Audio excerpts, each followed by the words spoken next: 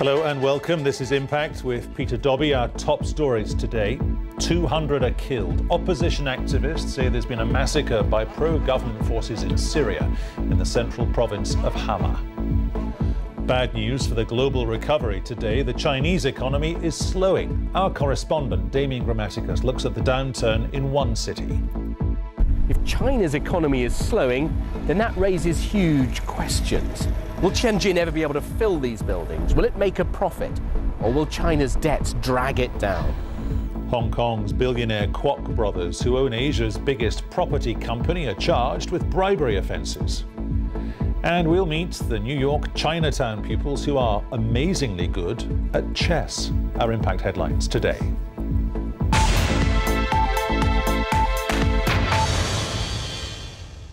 Around 200 people have been killed in an attack on a Syrian village called al-Traimseh in what is possibly the bloodiest single event in this conflict. Residents said the village in the province of Hama was attacked with helicopter gunships and tanks, and later by a pro-government militia who reportedly carried out execution-style killings. In a moment, we'll be talking to a pro-government voice, but first, for Impact, this report from Jim Muir. Among the very few images so far to document what activists are saying may be the biggest massacre in Syria yet. This video, posted on the internet, showed the bodies of 16 young men lined up on a floor. The voice called them martyrs of the massacre. This wounded survivor was apparently injured by shell fire. So far, there have been none of the images of dead and wounded women and children that were such a feature of earlier massacres, especially the one at Hula 2 months ago. But al-Traimseh did clearly come under attack by government forces, with civilians fleeing in panic. The regime army came in big numbers of tanks, armored vehicles, and besieged the area and started shelling that small village very heavily till about 3 o'clock in the afternoon. The Syrian state media also reported many deaths at al-Traimseh, but it blamed what it called armed terrorists, that is, rebel fighters, for the killing. The UN observers have currently been grounded, but their commander said they're trying to negotiate a ceasefire so they can go and investigate what happened.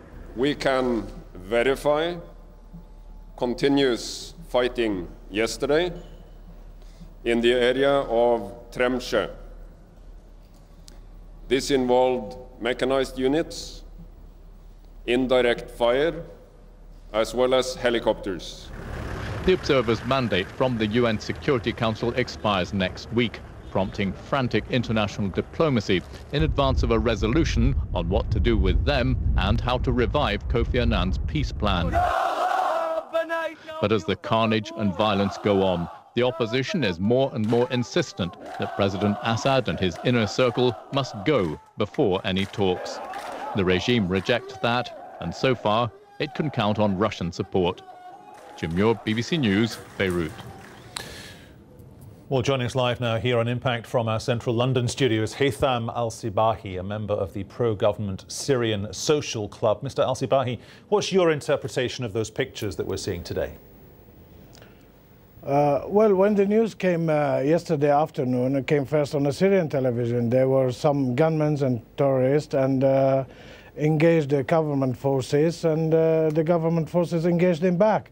And the news is about 220 of them being killed and a large number of them captured. I mean, this is what we've been seeing on television. Some young men, could be a gunmen, and who their faces, the picture being blurred. Okay, so but just to be clear about this, you always believe the government line here. You do not take on board or absorb what the rest of the world seems to believe is happening in Syria, which is, if you look at the conflict over the past 15 months or so as a journal of record, who is outside these hotspots?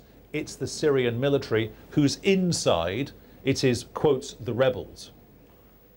Yeah, well, there is the rebels. This has become a pattern now. Every time there is a Security Council meeting, there is a political movement on the international stage. They carry out massacres like this, and they try to create something on the ground so the rest of the world believe that the government is going out and killing. The government has no I'm talking here as the military, they can't gain anything out of this. In fact, it will work against them. And I don't think the Syrian government is that stupid, or the military is stupid to carry out something and wage the war against them. But this is a becoming pattern exactly for what's happened in Al-Hula. When the gunmen killed the two families, As-Sayyid family and Abdulrazak family, and the investigation, that's what it showed, and they committed the massacre in Al-Hula, there is no media, no one reported those two families were a pro-Syrian government. Okay, Mr. Alsibahie, just to stop you there in your tracks for a second. Yes. Walk me through here. Your organisation is not hard pro-government. To fine-tune who you are, I guess it'd be easier to say you are soft pro-government. Yes. Given that, how would you revive the peace plan? How would you deal with this idea that the UN mandate is imminently about to run out? No, I believe, I mean, from our point of view, they should renew for Mr. Kofi Annan. And Mr. Kofi Annan should convince the Turks, the Saudis and the Qataris not to supply money or arms or bringing those jihadis and terrorists through the borders. I mean, Turkey has a big obligation to close its border, at least to control its border, and the international community has to convince Saudi not to send any money or any arms through. They said this openly and clearly. I mean, now when we're talking about those gunmen and we're talking about the Syrian army, we are trying to, I mean, some media try to bring them on the same level. There is no legitimacy for those gunmen and terrorists. Only the Syrian forces and Syrian army and the security service, they have the legitimacy because they are defending their own country, and they are the army. I mean, the Syrian army, Syrian Arab army is the army of the country. Okay. So Mr. Alsibahie, I'm going to have to stop you there, sir, but many, many thanks for joining us here on Impact. Thank you.